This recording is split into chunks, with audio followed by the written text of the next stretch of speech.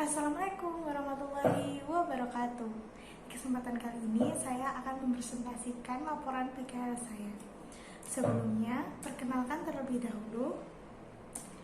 Nama saya Afiana Chandra dari kelas 13 IJA SMK Negeri 2 Klaten. Pertama, kita akan membahas pendahuluan terlebih dahulu.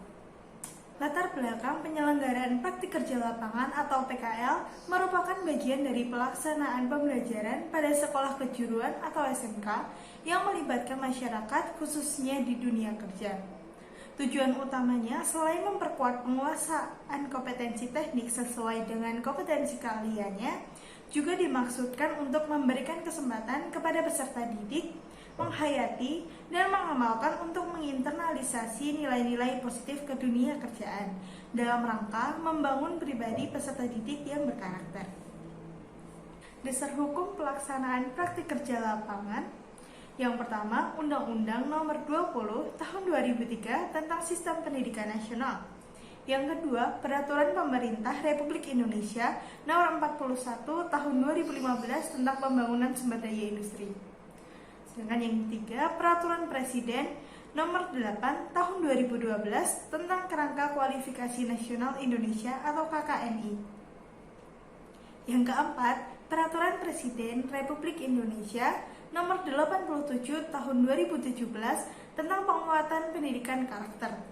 Kelima, Peraturan Menteri Tenaga Kerja Nomor 36 Tahun 2016 tentang penyelenggaraan pemagangan di dalam negeri.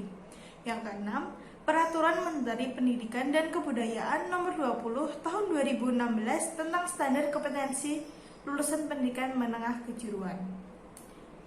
Kemudian tujuan dari praktik kerja lapangan sendiri untuk saling mengisi dan melengkapi antara pendidikan sekolah dengan keahlian produktif yang didapat melalui kegiatan praktik kerja lapangan atau PKL, sehingga kegiatan praktik kerja lapangan menjadi salah satu model pendidikan yang efektif juga untuk meningkatkan kompetensi dan kualitas lulusan sekolah menengah kejuruan atau SMK, serta meningkatkan relevansi pendidikan dengan dunia usaha atau dunia industri.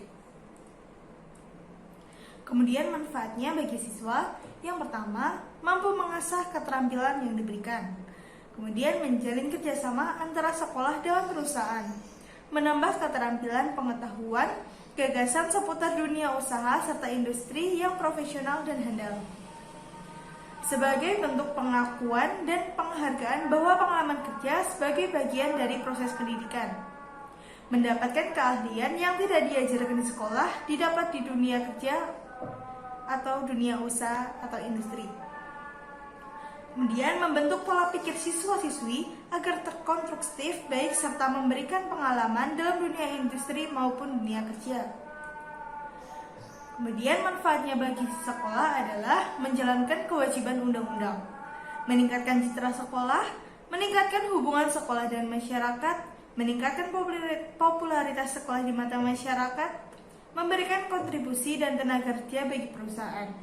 Kemudian untuk perusahaannya sendiri mendapatkan tenaga kerja sementara dengan upah seikhlasnya, mendukung program pendidikan pemerintah dan meningkatkan citra perusahaan. Tugas dan tanggung jawab peserta praktik kerja lapangan atau PKL. Yang pertama, menjaga nama baik alma mater sekolah. Kedua, melaksanakan praktik kerja lapangan atau PKL minimal 6 bulan sebagai salah satu syarat kelulusan. Ketiga, bersikap jujur, tanggung jawab, disiplin, dan bersikap sopan dalam melaksanakan kegiatan praktik kerja lapangan, serta menaati peraturan dan tata tertib yang berlaku di perusahaan. Yang keempat, menjaga dan memelihara semua fasilitas yang ada di lingkungan praktik kerja lapangan dengan baik dan hati-hati. Yang kelima, mematuhi instruksi dan atau petunjuk yang diberikan oleh pembimbing, baik pembimbing di sekolah maupun pembimbing di tempat praktik kerja lapangan, serta berkomunikasi dengan baik satu sama lain. Yang keenam, tetap menyadari kedudukannya sebagai siswa yang dicerminkan dalam setiap perbuatan dan sikap baik di lingkungan sekolah, masyarakat, maupun tempat praktik kerja lapangan atau PKL. Kemudian membuat laporan kegiatan praktik kerja lapangan atau PKL dalam bentuk hard copy maupun soft copy dengan ketentuan yang ada. kita masuk pada bagian 2, keadaan umum perusahaan. Saya melakukan praktik kerja lapangan di CV Antero Mandiri Sentosa atau AMS yang resmi berdiri pada bulan Juni 2009. Bergerak di bidang pendidikan dan kebudayaan serta memiliki beberapa program. Di antaranya yaitu Ceria Bocah Indonesia atau CBI yang bergerak dalam bidang pendidikan. Kemudian Lois Batik bergerak dalam bidang usaha pembuatan dan produksi batik printing, batik cap, dan batik tulis. Dan ada Creative Event Tour Organizer atau EduTour yang bergerak dalam hal edukasi, tour, dan seminar, baik domestik maupun internasional. Berikut adalah struktur organisasinya, yang dipimpin oleh direktur, kemudian dibantu oleh support marketing, accounting, dan graphic design. Untuk direktur sendiri diisi oleh Pak Agus Soekarno, yang bertugas memimpin perusahaan dan bertanggung jawab terhadap perusahaan. Kemudian ada support marketing yang diisi oleh Saudara Orisa Satifah, yang bertugas memasarkan produk dan program dari perusahaan. Kemudian ada accounting yang diisi oleh Saudara Eva Peggy Krismalasari, bertanggung jawab terhadap keuangan perusahaan. Kemudian ada graphic design yang diisi oleh Saudara Hafid Nurfauzi, mendesain batik dan desain-desain lain. Kemudian peraturan perusahaan untuk tenaga kerja, yang pertama menempatkan sesuatu sesuai pada tempatnya. Kemudian penampilan rapi dan sopan, bekerja sama dengan rekan kerja dengan baik, selalu menjalin komunikasi dengan atasan maupun rekan kerja. Untuk tata tertib perusahaan sendiri, saya masuk di jam kerja Senin sampai Jumat pada pukul 8 sampai jam 4 sore dan Sabtu pada pukul 8 sampai jam 12. Untuk jam istirahat jam 12 sampai jam 1 siang dan khusus untuk hari Jumat setengah 12 hingga jam 1. Menggunakan pakaian rapi dan sopan, selalu menjaga kebersihan dan kerapian kantor. Untuk kesehatan dan keselamatan kerja, membuang sampah pada tempatnya dan bekerja sesuai dengan SOP atau Standard Operational Procedure. Berikut adalah tata cara rekrutmen karyawan. Yang pertama, mengajukan lamaran dengan mengirimkan application letter ke alamat email info.anteromandirissentosa@gmail.com atau bisa kontak melalui nomor berikut ini. Bisa menggunakan telepon ataupun WA. Mengirimkan kurikulum vitae dan hasil karya. Kemudian mengikuti proses seleksi karyawan sesuai jam atau waktu yang telah ditentukan oleh HR. Mengikuti proses wawancara sesuai jam atau waktu yang telah diberikan oleh HR. Kemudian menunggu konfirmasi kelulusan melalui email atau telepon atau WA dari HR. Kita masuk pada bagian ketiga, yaitu kegiatan praktik kerja lapangan saya. Nah, di sini saya bertugas untuk mendesain. Saya mendesain blog note untuk program organisasi penggerak Merdeka Belajar. Kemudian saya juga mendesain batik.